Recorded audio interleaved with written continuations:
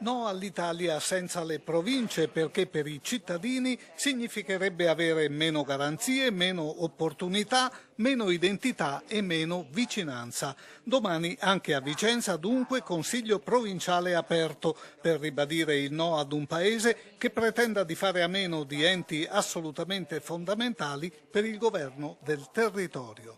Noi abbiamo convocato il Consiglio provinciale a Vicenza, l'abbiamo aperto ai dipendenti, ma abbiamo voluto dare un taglio anche diverso rispetto agli altri colleghi del Veneto, perché ho invitato anche i parlamentari, i consiglieri regionali, le forze economiche, le organizzazioni sindacali, quelle di categoria, eccetera. Sul fronte dei tagli alle spese, la provincia di Vicenza, ribadisce il presidente Gasparotto, ha già fatto il suo dovere. In 5 anni, dice, abbiamo ridotto il numero dei dipendenti da 500 a 380. Poco chiaro purtroppo il destino di chi resta.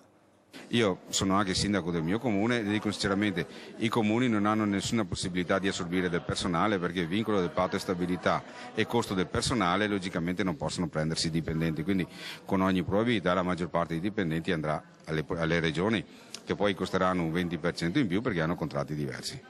La scomparsa delle province, infatti, sembra che non produrrà risparmi, ma al contrario un aumento dei costi. Secondo uno studio dell'Università Bocconi di Milano, l'aumento della spesa pubblica sarà pari almeno al 25%.